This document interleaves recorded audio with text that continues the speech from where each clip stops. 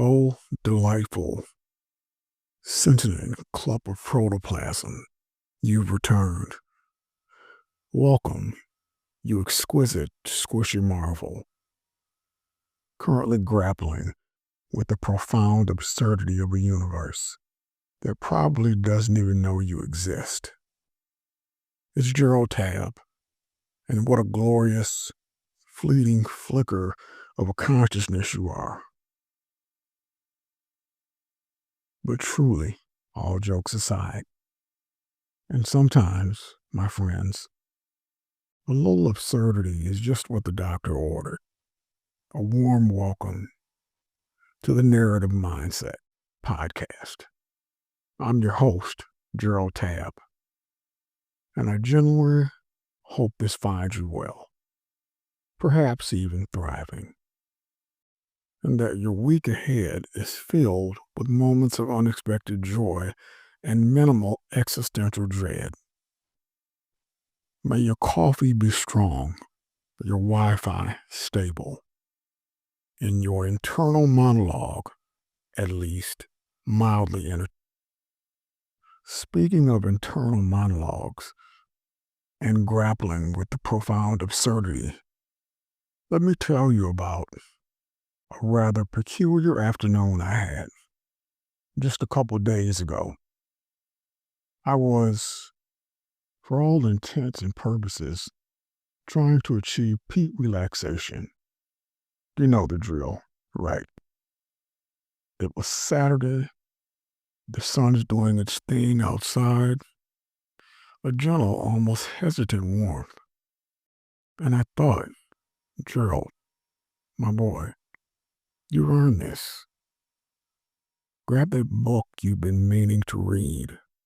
Find the comfiest nook and just be. So I did. I settled myself into my favorite armchair, the one with the ancient, slightly lumpy cushions that somehow still managed to cradle you just right. It was a well-worn piece, smells faintly of old coffee and a decade of my various neurosis. But it's my spot, book in hand, a proper physical book. You know, the kind with pages that whisper when you turn them. Next to me, a glass of water. Condensation already blooming on the outside, cool to the touch. Window open, just a crack. Let in that specific late afternoon city hum. Not loud, just present. Distant, almost musical sigh of traffic somewhere far off. Maybe a dog barking 2 streets over. The occasional chirp of the defiant sparrow really making its opinion heard about something or other. I opened the book, looked at the words, took a deep breath, and nothing. My eyes scanned the lines, but my brain, my peculiar, relentless brain, decided it had other plans. Instead of diving into the story of medieval alchemists, it decided to become a broadcast tower, a hypersensitive receiver, and a very, very busy commentator. I found myself just looking out the window, not actively watching anything at first, just gazing. The way the light caught the dust motes dancing in the air, transforming them into tiny, silent galaxies right there in my living room. The subtle way a tree swayed its branches across the street, like quiet dancers in the breeze. Then, A few people walked by, a couple holding hands, laughing about something I couldn't hear, a delivery driver whistling a tune I almost recognized, a lone jogger, headphones in, face set in determination. And this is where it got interesting. I wasn't in the moment. I was observing it. I was observing myself, observing it. And then I started observing the process of observing myself, observing. It was like I was in my chair, physically present, but also not. My body was anchored, but my consciousness felt like it was floating a foot above my head, or maybe pressed right up against the inside of my skull, watching everything unfold. Through a very clean, very clear pane of glass. The world was out there, vibrant, unapologetically alive. My hand was there, holding the book. My eyes there, seeing the words, seeing the street. My ears catching the faint sounds. My nose picking up the lingering scent of that morning's burnt toast. And yet, utterly disconnected.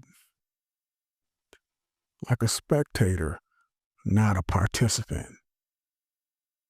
I could see the book. I could want to read the book. But the very act of engaging with it, of pulling my thoughts back into the narrative, felt impossible. It was like shouting through thick, soundproof glass. I could see their lips moving. I could hear a muffled resonance, but I couldn't understand or respond. And that, my friends, is when the thought truly hit me. That feeling, that profound isolation of being an observer inside your own head, looking out through a glass window, sometimes pristine, cruelly clear, sometimes frosted, distorting, and being completely unable to do anything, unable to reach out, unable to change the scene, unable to participate in the life you see unfolding before you. This is, in so many ways, the crushing weight of mental illness. Not always a dramatic breakdown from reality, often a quiet, insidious detachment. It's being stuck inside your skull, with your consciousness pressed against that invisible pane of glass. You see the world. You see the people you love. You see the tasks that need doing, the joy to be had, the connections to be made. You want to reach out. You want to tear down that barrier, but you can't. Paralyzed in place. You can watch. You can process. You can even scream silently inside. But there's a disconnect between intention and action. And in places like mental hospitals, places designed to help, sometimes that feeling is amplified. Physically contained, yes. But the deeper containment is that internal one, surrounded by other people, by caregivers, by the very structure of the building, and yet feeling more alone, more trapped behind that unseen barrier than ever before. My afternoon of relaxation was just a fleeting glimpse, a whisper of that profound isolation, a moment of self awareness that quickly passed. And as I eventually wrestled my brain back into line and actually read a chapter, but for countless individuals, that whisper is a roar that never fades. That glass window isn't temporary, it's constant.